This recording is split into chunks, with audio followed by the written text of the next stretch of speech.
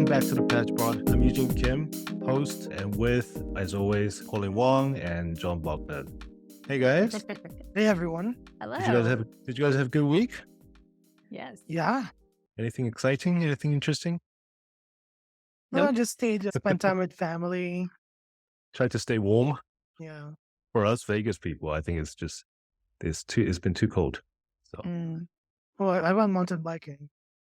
you did Yeah. in snow or No, just It was Oh. pretty cold, but it's just somewhere a little bit lower? Yeah. Oh, cool. Not too bad. Well, we're getting back to the normal sort of episode this week. Now that we're back from the three Q&As, hopefully, if you've listened to all 3 episodes, I'll probably know a little more about us now than ever. Hopefully, that wasn't too much maybe.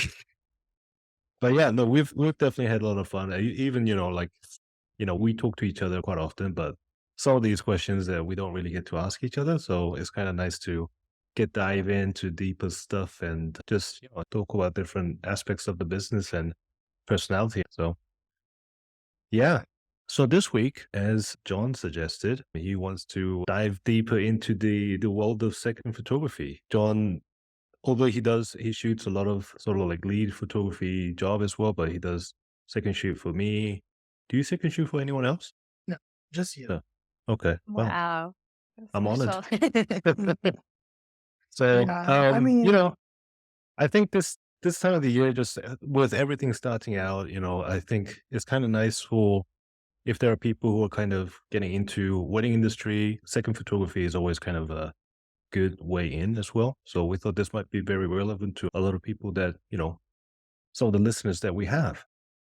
Yeah. So who wants to start? John, do you want to start?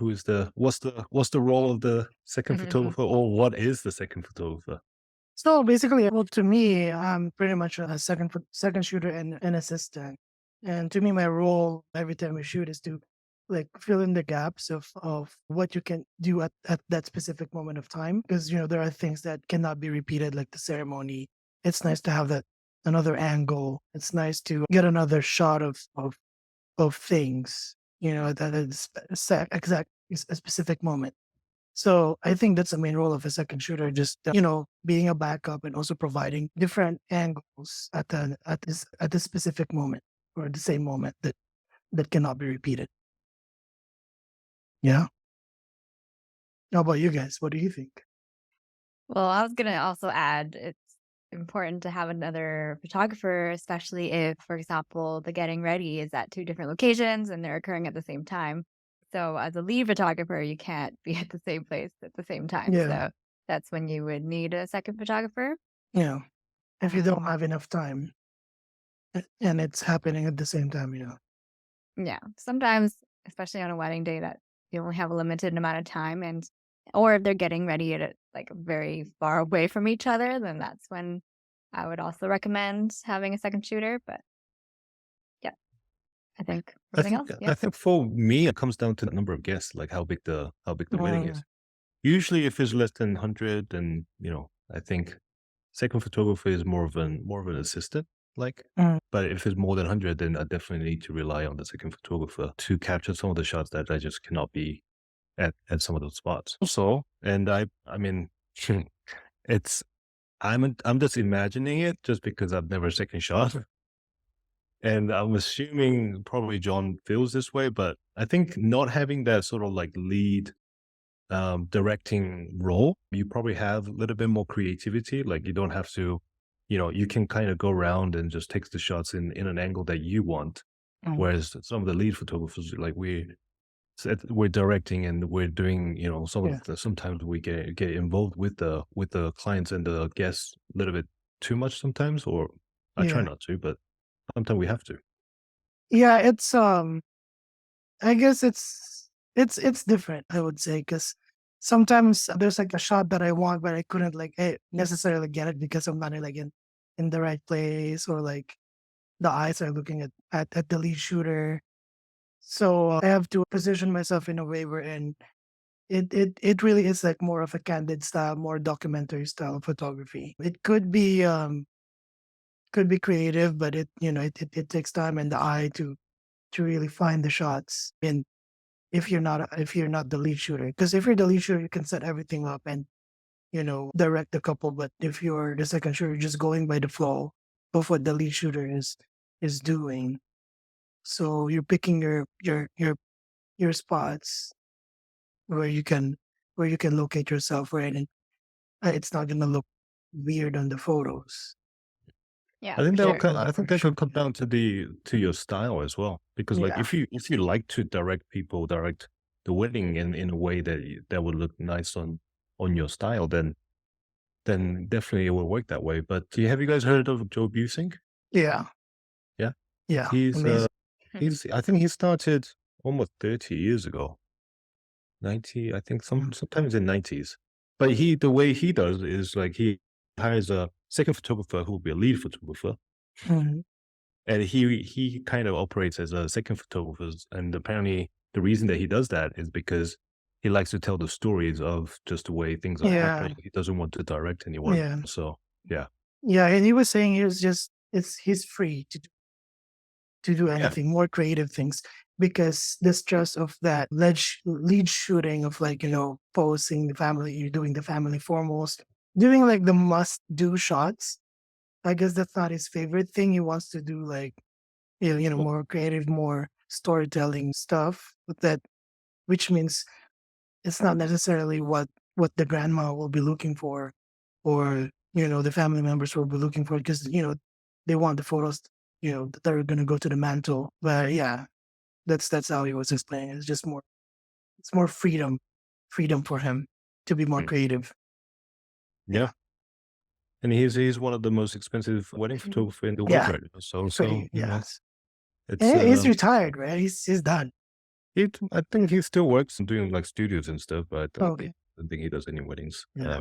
But It's yeah. crazy. Yeah. Or maybe he will take another one if it's like 50,000. Yeah. I Oh, don't you think he's gonna be in WPPI? He used to. know. I know he used to go. I don't know. Hmm. I don't know. Yeah. I never met him in person, so yeah. Huh. Oh. So do you guys think is it a necessity for clients to hire a second photographer if they have an option, or it just completely depends on the lead photographer? Well, to me, I don't think. I don't know. I don't think they will notice. But for me, how I want to run my business, I would prefer to have a second shooter. It's just another safety, or another like that. That just it's a peace of mind for me, that knowing that if something happens to me, there's gonna be a backup. Something happens to my gear, there's gonna be a backup. Although I'm bringing 3 bodies, all of those break. At least I'm not gonna be shooting on my camera phone. I have another shooter that's like a backup. It's just yeah. I think it's just better to have a second shooter for those bigger weddings. If the client doesn't mind having another extra person, because I know like some clients, they want it to be as less intrusive as possible. So they're just hire like one person, one photography person, and that's it. For it not to be intrusive, for them to be like more of an actual wedding day without a lot of like it's not a photo session, or you know yeah, I think it's better to just have a second shooter in So general. do you have a second shooter option included in like all your packages? So for the intimate weddings, there's no second shooter, but you can add it on. And then for my other wedding packages, second shooters are included. Okay. Like yeah, there's no option to have them excluded. For the 8-hour weddings, second shooters are included. And then yeah, and then they can just add on like highlight films. Mm. Yeah, how about you guys? How do you structure it? Well, in the No, past, I did include it in some of the packages, but now I think since I've kind of changed what type of weddings I'm Mhm. tailored towards, I don't include it. Okay. But again, it really depends on the client, depends on the wedding that they're Yeah. hoping to have. But I think for me personally, it's important to find someone that I like to work with as well. So if I don't have someone, then I rather work by myself. Mm. So So well, you, Pauline, you're talking about like move to Vegas. yeah. yeah. we'll contact you. It's like an what? Like an hour or no, 2 hours We to say come this here. every week. Yeah, we should just start inviting Pauline. I should just fly every week. Yeah, yeah. So yeah, Pauline, you're talking about intimate weddings, right? Like you think it's not necessary, No. yeah, for like elements like that. That's why on my first package I do not include it as well, like the intimate weddings. So I guess it really depends on what type of clients you're getting or what type of wedding you're gonna be doing. Yeah. Again, going back, for me, even if I had a bigger wedding, I don't necessarily keep the Mm, second shooter the same coverage as me. So they would only come in like in the middle, or unless mm, like I mentioned before, if they're getting ready at separate locations at the same time, then they would start when I start and then they would just leave before I would be done. Just mm, because by the time it's reception, I personally don't think you need to. It's just kind of mm. overkill, especially if it's just dancing. All right, So yeah. That's a true. good point. I never thought about that way.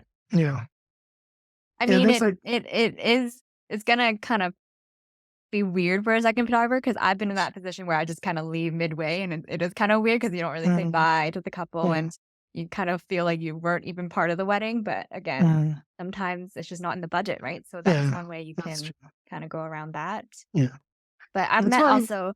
I've also met a lot of photographers who personally like working by themselves, and they think that they can do everything on their own. So Mm, it's really dependent on the photographer as well if I they think, can do it on their own.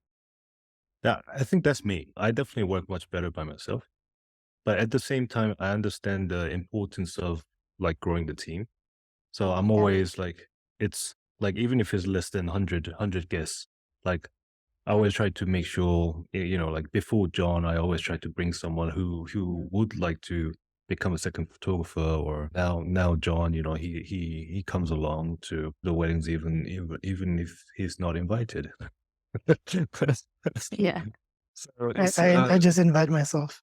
yeah, so it's for me, like I think I focus much better just being just me myself. Like if I have an assistant or a second photographer, I feel like that's also my responsibility in terms of like them knowing what to do and all that. So I'm trying to sort of like divide my attention to couples, guests, and to the second photographer. So to me, it feels a little bit much, but at the same time, it's one of the responsibility I feel like I need to take on and I need to improve on. So something that I do try to work on. But yeah.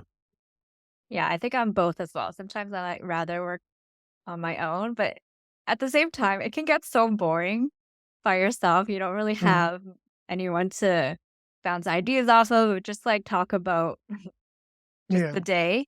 And so I Mm. think, especially after this past season, I made friends with a lot of bartenders, with, the wedding planners, just because I was by myself and I had no one else to talk to. So, mm, so I guess in that sense, I was able to network with yeah, other people than if I had a second shooter with me. But if I did, and especially if I enjoy working with them, it could make the day so much more fun.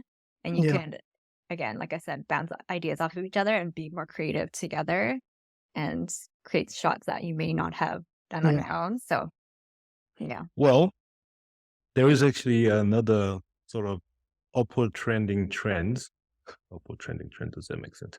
Uh, of a second photographer these days. Have you guys seen the new options that photographers been adding? The social media contents. Yeah, Yep. yeah, So yeah. there you go. You can charge clients for the entire day captured on your iPhone, delivered to Stories, them. Instagram stories. Yeah, Instagram stories and everything. So that's another role that the second photographer can take on. True. Yeah. So I mean, that's maybe have just a phone mount on top of a camera and then just start taking Right. videos and take some shots here and there and deliver to the clients at the end of the day.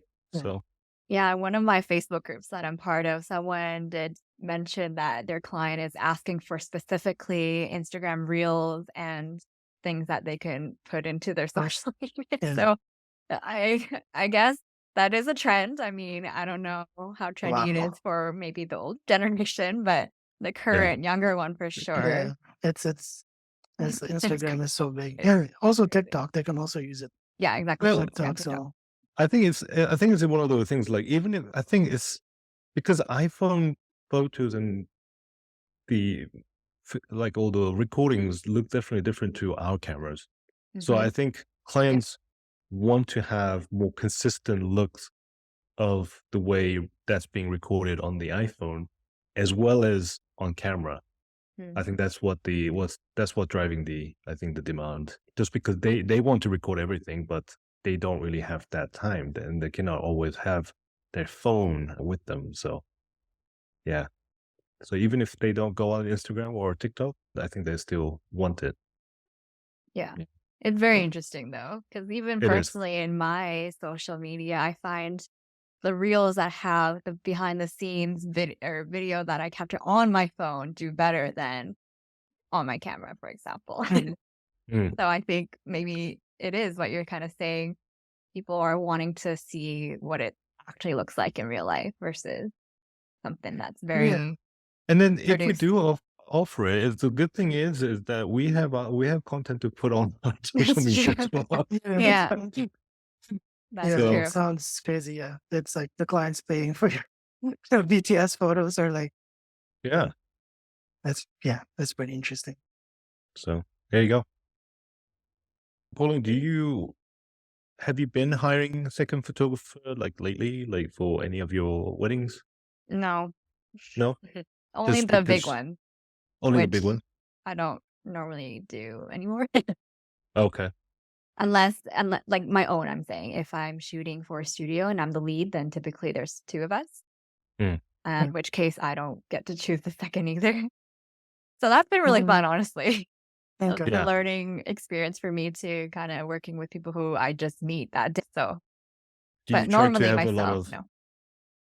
Do you usually try to have a lot of like conversation before, or do you just So the hopefully studio, works? the one that I work for, they well in their email, they say they require the lead to kind of contact the second shooter beforehand just to go over the details of the timeline and just to, I guess, talk.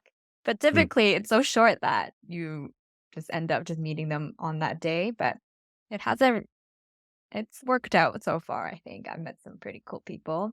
Some maybe I probably wouldn't hire personally again if I had an option, but I think it's still important to have those experiences and be able to work with a variety of people because you don't know if you will see them Mm, again or if you would yeah. maybe are desperate and you really need someone. So, So if you were to hire a second photographer like yourself, like if you let's say if you do like a bigger wedding, mm, what would you say is like the first thing that you look out for, and first thing sort of like you? What are some of the things that you kind of look for? well, at this point in my, I guess, journey, I'd probably find someone that I worked with already in the past just because I already know how they are and how we work together. And then, but I find even now, if you go through your list and everyone's busy, everyone knows someone else that they can either ask or refer. And I've Mm, actually gotten some jobs based from people referring me as a second. So again, I think it's kind of building your circle of people you kind of trust. And I think we've had this conversation before. I feel like, well, me and you especially, we I think we prioritize their like the working environment more than their actual skill mhm. because that really is important because if even if they're extremely talented and but they're really rude or something and they're yeah, your client, then that's going yeah, to be an issue, right? So yeah, yeah. that's probably the first step, I would say. Yeah, no, I definitely agree. I think once someone has sort of like a photography sort of like fundamentals down in terms of like how to expose, if I tell the second shooter, expose to the left, and if they can understand something like that, then Mm. then that's fine in terms of skill level. But I think yeah, the personality, like how personable they are on the wedding day, how well they get on with the clients and the guests is definitely a lot more important than their skill level or, anything else that they do. So, yeah. John, do you have anything in terms of like what you thought should be some of the not photography skills necessary, but some of the things that you should have as a second photographer? But now that you've been hired as a second photographer a few times, is there something that's been different? from your previous thoughts? Well, to me, I felt like I had um in terms of gear, whatever I had, because I already shot a wedding. I thought that was sufficient to bring in as a second shooter. So yeah, I didn't feel like I needed anything else Yeah. in terms of gear. Yeah. But I mean, no, but what I'm saying is like in terms of like, did you already think like you have to be pretty good at taking photos, and Mhm. when you actually started taking Mhm. photos, like that's not really necessary, kind of thing? Well, I felt like you have to be competent enough to at least have a basic understanding of Mm. exposure. At least it's the photos are not blurred.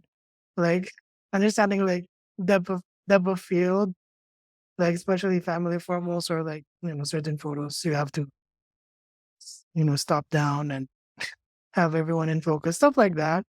And then low light, especially, I feel like knowing how to use the flash reception. I think that's a must. Like you have to know how to use the flash, Mm. or know how to use know how to shoot in dark environments. Yeah, yeah, and I Yeah. feel that's necessary. I think one another thing that I'll probably look for when I'm hiring a second photographer is probably the experience. Like if it's less than, like I said in the earlier in the podcast, but if the guest count is less than 100, then as long as they can take photos and that they are okay in terms of like get along with people, then I'm okay. It'll be just good for building experience and just getting another exposure in how the wedding runs and all that sort of stuff. But I think if the guest number goes over 100, then I would definitely need to hire someone who is definitely competent and definitely more experienced in terms of they can almost lead the lead the wedding themselves. That way that I can completely rely on that person, that photographer to, go and take photos of the bride getting ready or the groom getting ready or the, with the best man and all that sort of stuff. Like so even if I'm not there, even if I'm not directing, that they can take on those responsibility. I never actually had to do that just because I've always, I guess, had enough time in terms of me, like all the second photographer, like John will probably know, like even if we have to do like a bridal party and then the all the best men and groomsmen side of things, we always stick together and we'll take photos in different angles in one spot and then go to the next spot. Mm. So never had to ask John to go to somewhere different and take Mm. photos. But Yeah, definitely, I think if it goes over 100, then I'll probably have yeah. to do that. Well, sometimes you had me do that. Like you were doing sunset photos, and then I was doing details, Oh yeah, yeah, yeah. or After the ceremony, yeah. or during before the ceremony, details of the church, so stuff like that. Oh, that Yeah, one, yeah. yeah. Remember that? Mhm. Yeah, Okay. Yeah. yeah. I- Because I don't think you had time because it was like Yeah, everything was running late and mhm. yep. yeah, that's what I was gonna say. If the timeline and you're running late and there's not enough time Yeah, to be able to shoot both sides of the yeah, party, then you're gonna have to utilize your second shooter. But I was Yeah. gonna also add like another quality maybe a second shooter should have above just technical and skill is I think just having good intentions and being that support for your lead yeah, photographer, right? Mm, Like if you're there in hopes to build your own portfolio, that's probably not the best mhm, intention to have unless you make that clear with your lead photographer. Say you, for example, what you're saying, Eugene, if you think you can already do that wedding by yourself, but you're just choosing to invite, say, John to come because you want him to be able to build his own portfolio, then that's different. But I think in most cases, if you're hiring a second photographer, you're really hiring them not just to get all those different angles and different perspectives, but also have them supporting you. Say, yeah, if there's no planner to call out the names of each group for family photos, then they'll be the one to step in and do that, right? So yeah, it's really yeah. understanding that. That's actually very important. Yeah, I've been doing this with Eugene for a while now. So every time I work with him, that's like my main mindset is to just be able to help him in any way. Yeah. So yeah, and the portfolio building, that's just second. Hmm. Yeah, Yeah, there was one wedding I yeah, shot this past season with one of my friends. At the end of it, I was like, honestly, you didn't even need me here. I don't think I even barely took a few hundred photos for you. Mm, I literally was just there for support, yeah, literally standing next to yeah, him in case he needed yeah. anything. Because And just sometimes, to, yeah, yeah, and just to notice things, say if, a bridesmaid hair is out of the, mm, like in their face or something, then I would be there to point that out, for yeah, example, if he missed something. So again, to just have another set of eyes to look through all the yeah, details that a lead mhm, may be scrambled and maybe forget or something. So yeah, again, it's just being that support. yeah. Especially with family formals, that's where you just Mhm. usually needs help, like Yeah. calling out the names, like because I have the list at hand, and then so that it just would go smoothly, and also setting up the lights, just having make sure the lights are set up. He's still Eugene still double checks it, but like it's just good to like I can help them like set up some of the lights before we do the family formals, stuff like that.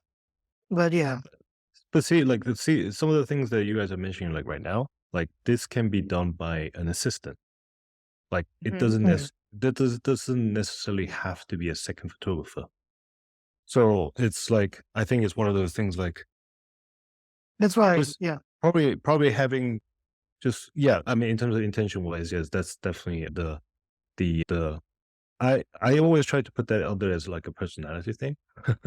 But Yes. yes, I think the legal side of things is quite it can be quite complicated to something that does surprise a lot of the second photographers.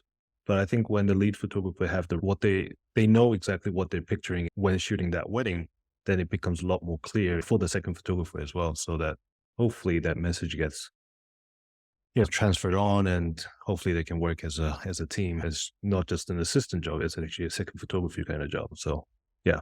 Sure. Should we talk about the legal side of things a little bit? Some of the actually. things. I also Yeah. wanna sorry, I will also wanna add in a really valuable why sometimes you would need a second shooter. I think it's very specific to hybrid shooting. I think that's where it really comes in handy. Because there are moments where you were doing videos. You're doing video and then you miss that moment. Sometimes guys would still want a photo of that moment. So it's good to have a second shooter capturing a moment or a photo of that moment plus you having a video of that. So I think that's what the main reason why I really wanted to add it on my packages so that I can offer hybrid coverage properly. Because I also I don't wanna I guess make the photography side of it deliver less to the clients. Yeah, Mm. and miss some moments because I was doing a video at that moment. Yeah. Mm. What do you think about that? That doesn't change too much for me, just because I definitely prep my clients in terms of like if I'm doing the hybrid coverage by myself, then always I will always prioritize photography. Like Uh, if there's a moment that I think I'll miss something, then I'm gonna miss in the video, because essentially it is a highlight video. It is more of a behind the scenes style video. So photography will always come first. And I mean, there wasn't a single situation where couples were like, "Oh, in that case, can we hire a second photographer, or can you do other things, or can you do two cameras?" Or, no one has asked me that. So yeah, like, I think in that sense, it's about setting the right expectation. But at yeah, the same time, like I said, if if you're the lead photographer and you know what you want out from that wedding, like what your goal is, what your vision is for that wedding, yeah, then you would have to work that around, like by hiring a second photographer, yeah. or, so I guess that's a really good way of selling a second photographer. Like have that option and just because you brief them like that way. Mm. If they don't want to miss those moments, okay, hire a second shooter. Then oh yeah, there's yeah, definitely value for it. Yeah. I didn't think of it that way. Like Mm. really like yeah, talking to them that way would really that's an additional reason why they should hire a second shooter. Okay, cool. We can move on. Okay. Okay. So I guess the legal side of things is that obviously, because we're not really lawyer, or we don't have any legal background, so we cannot tell people like what to do. But in terms of just in case there are some people who are listening, they don't really know too much about the second photography side of things. Just wanted to kind of touch base on some of the general practices that goes on, especially when it comes down to the copyright. So by definition, copyright is owned by someone who takes the photos. regardless of who owns that camera or the equipment. So even if you're a second photographer, so like a lot of photographers, that's why they argue that if they're the second photographer and they're the one who took the photos, isn't that photos part of theirs? But when you're signing the contract, oftentimes it should say in the contract, as a contractor, as a second photographer, it should say all the copyright belongs to that brand, the lead photographer brand. Yeah. If it's a contracted work, yep. Yeah, and don't do any work without the contract. Yep. Yeah. Oops. Yeah, I mean, there's plenty of times there's no contract for sure. But I mean, I think I'm just lucky that I've worked with cool people that there's never been an issue. I mean, I Mm. worked with someone who I Yeah. just met, but she was very strict about, hey, just to let you know, like would not want you to use those photos for your own purpose. And fine, like that's Yeah. it was clear for me. So she made it clear from the beginning. But otherwise, I don't think I've ever signed a contract when I second job, other than the Mhm. studios I work for. Okay. Do you when Yeah. before she told you that, did you already know about that, the general practices, or was that the first time hearing that you cannot use it? I mean, I always knew that it has to be a discussion that you would talk Yeah. about beforehand, like, because I've worked with people who they're like, "Oh, no problem, just use it for your Yeah. portfolio." Most It cases, they yeah. don't care. Mhm. So So, it depends from person to person because I've yeah. also watched some YouTubers. They have different things to say about that. I know John Branch. He has different things set up. And then some photographers, some lead shooters will also say like you cannot post anything about this for like 6 months, and then after that you can Mm. use it for your portfolio. There are like there's different stuff. Yeah, But so yeah, for my other friend who I work for, who I'm the lead, I always check with him, "Hey, is it okay I post?" And usually he's fine with it after he's already delivered their gallery. And yeah. another studio, again, 3 months is for Okay. like the limit for So me. So, so that's the yeah, thing. Yeah.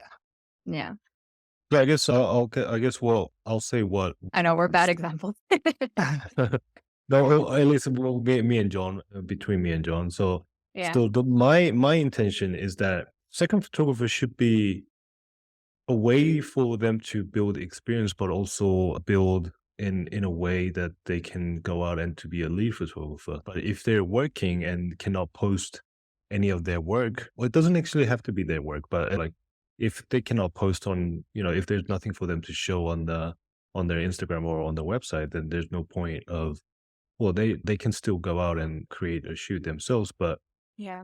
I they can utilize those photos. So the way I work with John is that I will still edit all the photos in our brand style, but he can use any of the images and post it on his Instagram and on his website, just with on the one condition, and with just saying that it was shot during working with Eugene Kim Photography, and link with website if he's posting on the website, and link the Instagram account if he's posting on Instagram.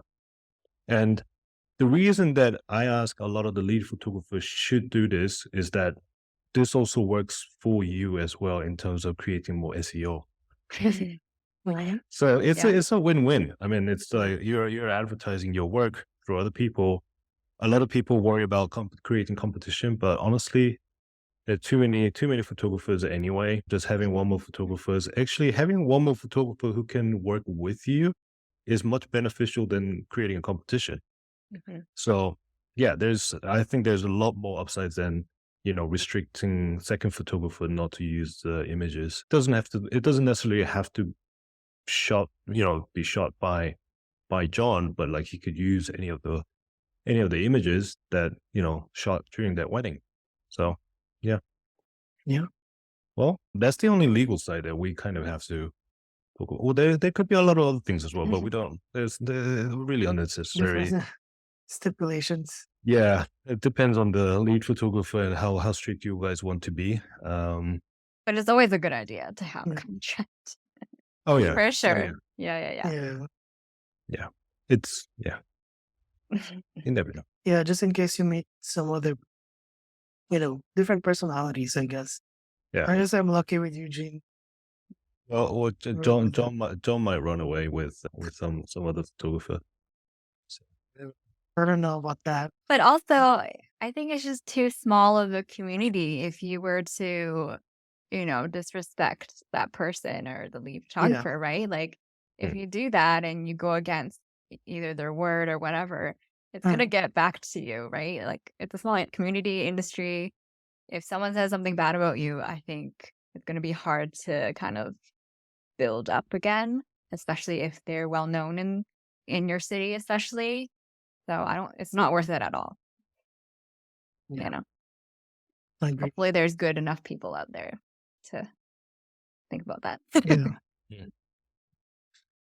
And I guess lastly, I wanted to touch based on like what sort of pay second photographers get, but this can vary Mm. so much in by cities, by regions, by different countries. So I guess I'll say what I pay. And so if someone who wants to be a second photographer but they've never really done any wedding, maybe they've been to a wedding as an assistant or something, but they can take some photos. But so that those situations will probably be like $30 an hour. If they've done less than 10 weddings, that's what they have a little bit more experience, but not really enough to be a lead photographer.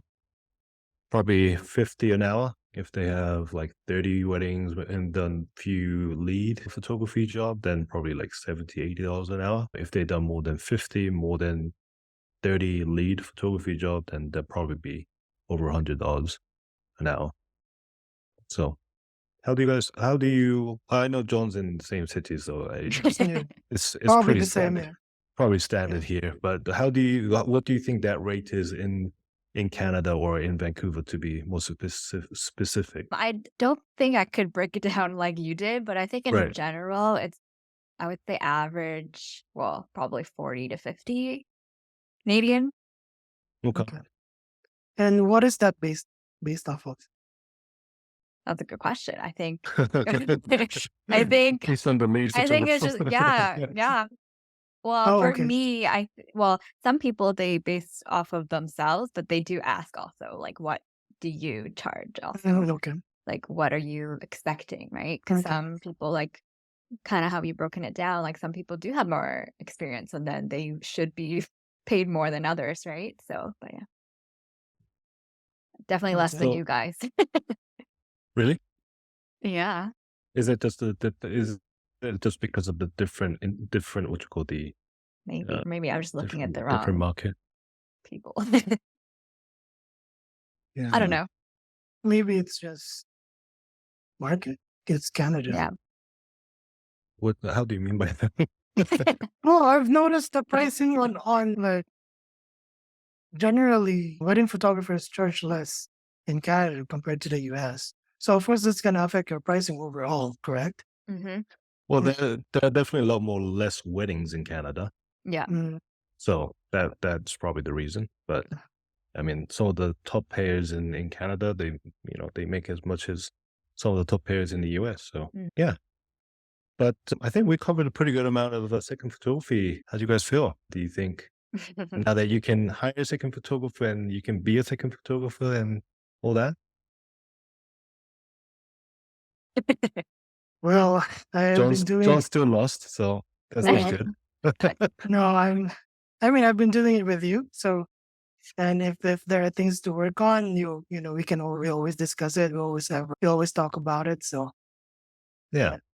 But I mean, like, in the end, like, I want you to be the lead photographer, and like, I want us to like hire more second photographer, and Yeah. build from there. Yeah. So it's kind of nice to sort of like have clear vision in terms of what you want out from the second photographer, and Mhm.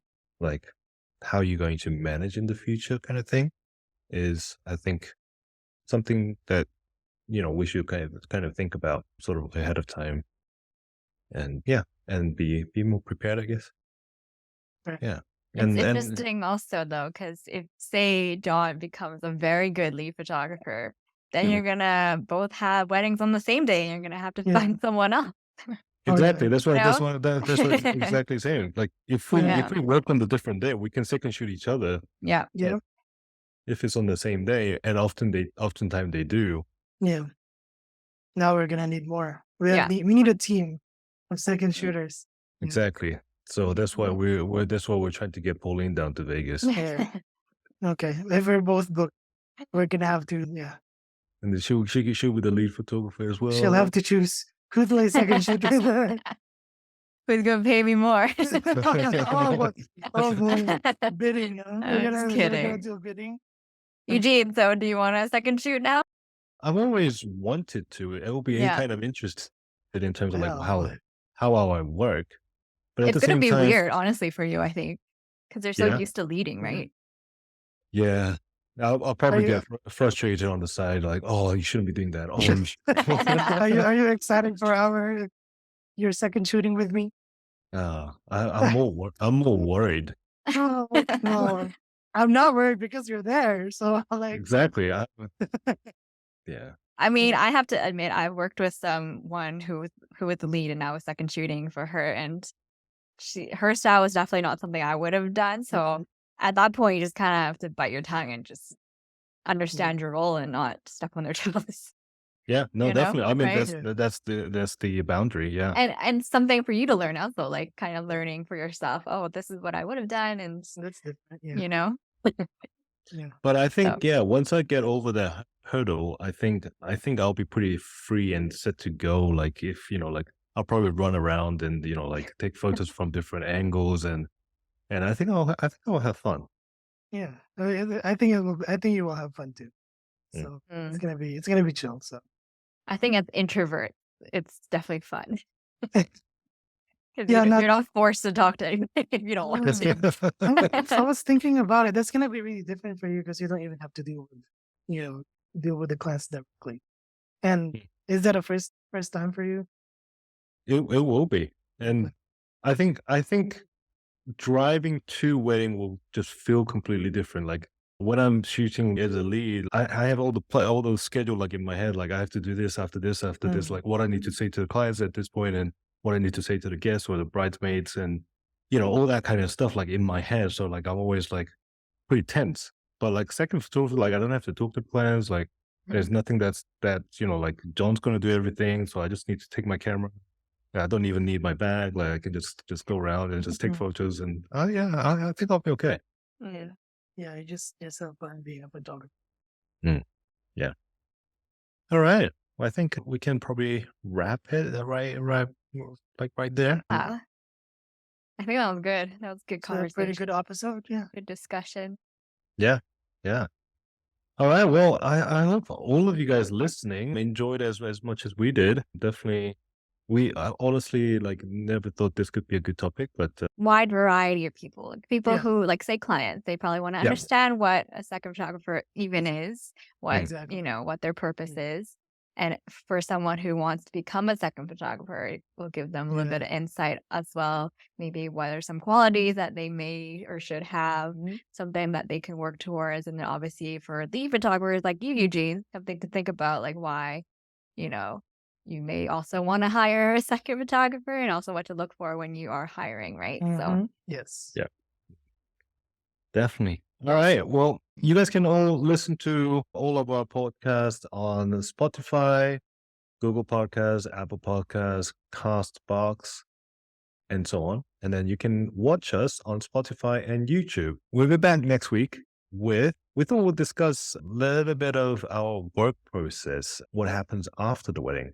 Because oftentimes I think we talk too much about, we try to tell clients what happens before the wedding, like how we prepare for the wedding, but we don't actually tell, there aren't that many photographers who tell clients like what happened with those photos, like how they getting stored, and like when they get the sneak peeks and all that kind of stuff. So we'll talk about those, like how we're all three introverted, but we all work differently. We have different work process, and so we just thought this might be interesting. It may not be as long as this one, but yeah, I think it will be. Maybe there's something that you guys could pick up on some of the work process that we have or not. So I thought we just thought that might be a good topic for a change.